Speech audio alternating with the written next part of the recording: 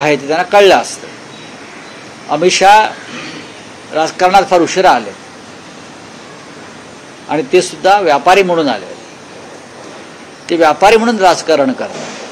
ते काय in the interest of nation, in the interest of public, समाज याच्याशी त्यांचा काहीच संबंध नाही. आणि त्यांनी भारतीय जनता पक्षामध्ये व्यापारी वृत्तीची एक पिढी निर्माण केली आणि त्याच्यामुळे हे जे काय त्यांचं चालू आहे ना, ह्या कुबड्या नको त्या कुबड्या नको, चौपाटीवर पक्षाचे टॉवर्स उभे करायचे, हा मुलाला क्रिकेटमध्ये टाकून क्रिकेट ताब्यात घ्यायचं, परिवारवाद हा तिथून सुरू आहे. भाजपचा परिवारवाद फक्त राजकारणात नसतो, तर कर्तृत्वशून्य मुलांना अशा ठिकाणी बसवणं, आपला पदाचा वापर करून ताकद दाखवून त्यालाही परिवारवादच म्हणतात. नाही, पण राऊतसाहेब, त्या अमित शहांच्या विधानावर फडणवीसांनी सारवासारव केले. त्यांचं असं म्हणणं आहे की कुबड्या म्हणजे मित्र नव्हे. मग काय अमित शहांच्या याच्यावर सारवासारव कशा करताय? अमित शहा स्पष्ट बोललेले आहेत. अमित शहा स्पष्ट बोललेले आहेत. खरं म्हणजे या अपमानानंतर अजित पवार आणि शिंदेनी सरकारच्या बाहेर पडायला पाहिजे.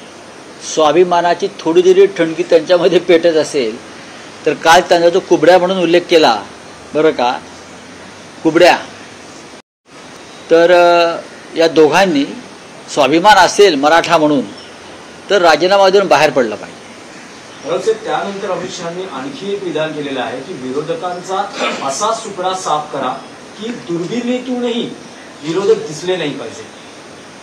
त्यांना ती दुर्बीण निर्माण करावी लागेल वेगळी. त्यांना दुर्बिणीचा नव्यानं शोध घ्यावा लागेल. या देशात लोकशाही आहे. या देशामध्ये एक वेळ अशी येईल, एक वेळ अशी होती की भारतीय जनता पक्षाला दुर्बिणीतून शोधावं लागत होतं. आमच्यासारख्या लोकांनी भारतीय जनता पक्षाचं अस्तित्व निर्माण केलं.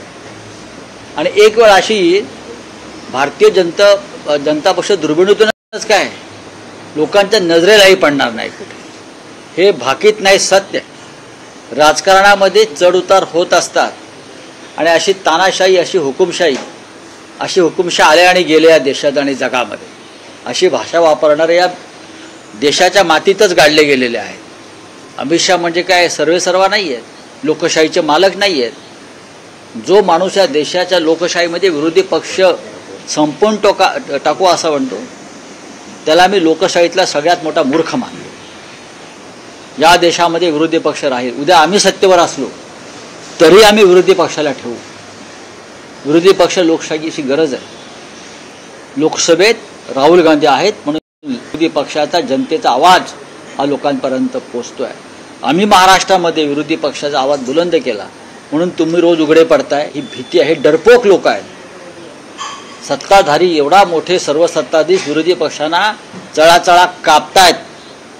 अमित शहांच्या वक्तव्यातून ते स्पष्ट होत आहे.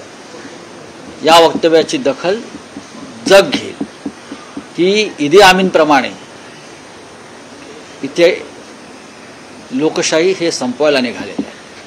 राऊतसाहेब, त्याच कार्यक्रमात फडणवीस असं म्हणाले आहेत की मत चोरीचा जो मुद्दा आहे